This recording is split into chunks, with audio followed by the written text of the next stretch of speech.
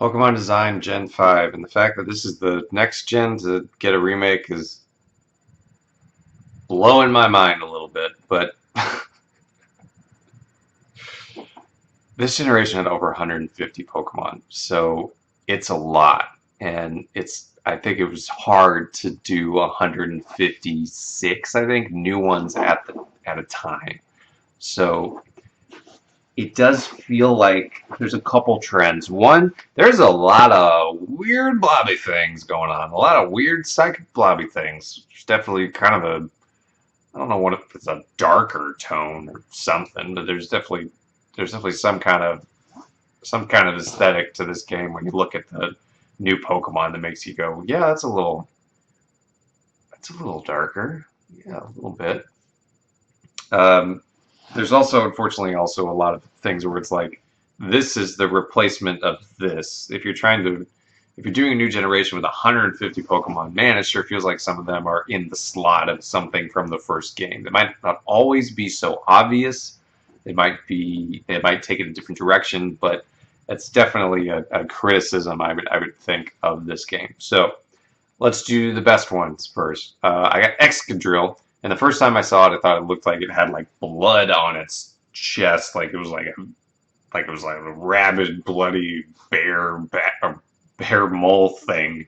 So I don't know if I just misread the design I saw pop up on my DS, or if that was it, and it's been toned down a little bit since then. But pretty crazy Pokemon. It involves you like, whoa, what are those things? Big metal claws. It was a strong one too. It could definitely do some damage. So it was a fun one to have. Second one, a little bit different change of pace. Audino. Audino was, I mean, it's kind of the knockoff Chansey, but so in that regard, But it did have some kind of mechanic where when you beat it, you got just a whole bunch of experience points, which I greatly appreciated. I definitely appreciated that. You could try to farm Audino and just get a whole bunch of experience that way. So good design choice in my opinion. Number three is Cofagrigus. I think that's how you say it. It's a mummy, coffiny Pokemon. First of all, just looks really cool. Great idea. Haunted mummy, haunted sarcophagus. That's cool.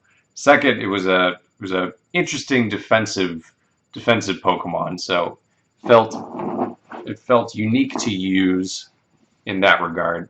Um, we got a whole bunch of kind of cool ghost Pokemon in this game, so I'll say that right now. Number four, Gothel, I believe is the final form of the Goth Psychic Pokemon. Like I said, a whole bunch of psychic things. This one maybe wasn't my jam, but it's definitely my wife Nina's jam. She enjoyed the Goth Psychic Pokemon. I think I had a Riunculus myself, but she went with the Gothel. Number five, Jellicent, another ghost Pokemon. Ghost Water is an interesting type to have. I thought the differences between the male and the female Jellicent were cool and worth including. And it's just a kind of a fun Wally Pokemon to use. Ghost Water, interesting type. Just the whole thing. Whole thing. Interesting jellyfish Pokemon, like a king and queen jellyfish. It wasn't just jellyfish. It was jellyfish with a cool design choice and interesting type. Number six, I have Escalavier. Escalavier. It's the night. Uh, it's a night jousting bug Pokemon. I mean, Steel Bug is a type we've had before in various ways, but it was an interesting design choice, I'd say. I think this one is here mostly for that, and frankly, the other bug, the Ninja Bug, was also a cool look as well. Number seven, I have Ferrothorn, Steel Grass, interesting type, a strong Pokemon, a Pokemon that's probably easier to level up now, but it wasn't so much at the time. It kind of had an interesting spot in the competitive scene. I thought it was just a cool Pokemon. Apparently, I just like when Pokemon look like machines and other stuff. Number eight, I have Galvantula, an electric bug Pokemon, an interesting typing, a good way to get uh, an interesting secondary type on your electric Pokemon. There's a few different electric Pokemon that are interesting in this game. Electros, the eel, was interesting but didn't make the list. It did have no weakness, so that was interesting. It still kind of did the same electric typey stuff though. So I mean, I guess I'm talking about him enough. He's sort of an honorable mention on the list. But I like Galvantula. He's not the strongest Pokemon in the world. I definitely understand that, but cute design, interesting design, a cool combination of electric and bug that frankly, I'm not sure if it happened at that point, but it wasn't to a point where I had used it anyway. Number 9, I have Chandelure. Strong ass ghost fire Pokemon. Cool design, haunted chandelier. Cool typing of fire and ghost. That one does make me wonder if somebody was like, let's do a fire ghost, and then that's what they ended up with. I don't know. I'm sure that'd be an interesting question to ask people. 10, I have Masharna. There's a lot of interesting Pokemon out there. I mean, there's 150 something, so could have gone on with a lot here. But I like Masharna.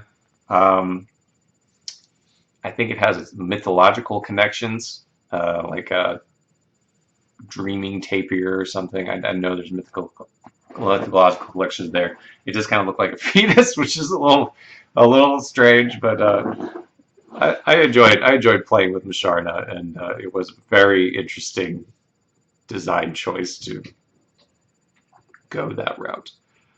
For worst, I have. There's a lot to talk about here, right? There's a lot of Pokemon, so there could be a lot of candidates for the worst list. Um, Notice how I didn't talk about the starters in the best. I felt like I chose Seviper, and it did kind of feel like in the end it only really did the one thing that grass was good at. It didn't feel like it could cover multiple things. It just kind of felt like a grass Pokemon. It had an interesting boosting move, but it just kind of felt like this is grass. Probably could have gone something else. I don't know if I really saw Samurott that much, but it's just kind of a water Pokemon. The firefighting of this one, I think, was a mistake. Not necessarily because it was another firefighting there was, but they made a fire Pokemon in this game that was like such a hard hitting Pokemon that Pokemon felt like a mistake in that why should I bother to get Fire Starter because I can get Darmatan. Darmatan felt like a mistake. I liked Darmatan. I had Darmatan, but it was just such a hoss that it feels like a bad design choice. Let me get Darmatan up here so I can look at it. It had the Sheer Force move, Sheer Force ability, which made its moves even stronger. Its attack was stupid strong anyway. Like, it just feels like a mistake. 140 base attack, 95 base speed. I mean, its defense is nothing to write home about, but it's got high HP and it just hits so hard. Like, if you have anything else that manages to paralyze something and it can like be faster than it, like it's just devastating. It is a really cool Pokemon and obviously has mythological connections, but like it just feels too good. It just feels too good to have in the game. Like, why would you have it feels too good to have in the main game? Like, why would you pick the fire starter where you can just pick Darmatan and just punch the ever living crap out of your opponents? Like, that's the first on my list of worst designs, and that it just feels unbalanced for the basic game. I don't know how it did in competitive, but like, man, it hits hard. Number 2, I don't necessarily have a problem with, but I am going to put it in here to address the whole. This is really when people were like saying like that Pokemon is just a trash bag. That Pokemon is just an everyday life item. Like Vanillux is what's on this list. People very much complained about the ice cream Pokemon, and I get it. Like it seems kind of lazy, but I don't know. I think you could level the argument a lot of things. This was a Pokemon that symbolized people that they were running out of ideas. When we gotta make this mini, I guess that's a valid complaint. But I did have a Vanillux. My complaint with Vanillux is less a design thing. and more. It's hard to be a single like an ice Pokemon by itself. You get hit by so many different things for special effective damage, and sometimes your move pool is kind of limited. It kind of reminds me of being an electric Pokemon sometimes, and that you're good at a couple things, but you're not good at anything other than that. Which is why sometimes it's nice to have it be one of two types on a Pokemon. So something ice. Um, so yeah, when you got a Vanillix, you can hit with really hard ice beams, and that's about it. And you're just hoping not to get tagged by fire, fighting, steel, rock. I think even like a lot of you're weak to a lot of things. But you could put the trash bag Pokemon here. You could put some other stuff. This is just addressing that people thought they were running out of ideas at this point. It was just like, whatever. You're a book. You're a teacup, which I guess we'll get to at another one. Number 3, I have Durant. Great basketball player. It just seemed, I don't want to say a memey Pokemon, but you get to the point where you're like, okay, I got it. This area is an ant hill, and these are the ants, and there's a anteater outside, and this is pretty late in the game, and I don't I don't need another steel bug Pokemon. It's not even the only steel bug Pokemon in this game. There's really nothing to write home about it. It's just kind of there, and it's a ant that's covered in steel, and it seems like something that could be in a bunch of different other games, and just didn't seem like anything special. Number 4, I think, is another mistake, actually. So less that this Pokemon is bad or poorly designed, and more like was making an end game dragon Pokemon with no 4 times weakness a mistake, and I think it was. Hydreigon is who I'm talking about. Hydreigon, I believe, is Dragon Dark, and it was the only thing I had issues with this in this game. I think I had to restart the Elite Four because I could not handle this thing. It levitates, so it's not going to get hit by ground. It doesn't have 4 times weakness because Fairy wasn't a type at that point, and I guess obviously they retroactively gave it 4 times weakness, but nah, it just seems like a bad idea. Flying Hydra multi-headed dragon design looks cool. It seemed like a big increase in difficulty. The last one I have is just repeats. Like this game felt like there were a lot of Pokemon that were trying to replicate what the Pokemon was in Gen 1. So you have the 3-stage fighting Pokemon that has to be traded to its final stage. I liked it. I used it. It's kind of just Machamp. There was the 3-stage rock Pokemon that you had to trade to get fully evolved. I liked it. I used it. It's basically Golem. There was the frog water Pokemon. It was water ground, so it wasn't exactly like Poliwrath, but it felt like Poliwrath. It was the frog water Pokemon. I think maybe it had some moves that kind of reminded me of that. I think there was like a punching healing move. Anyway, it's the new Poliwrath. There was the bat, and yeah, it's psychic.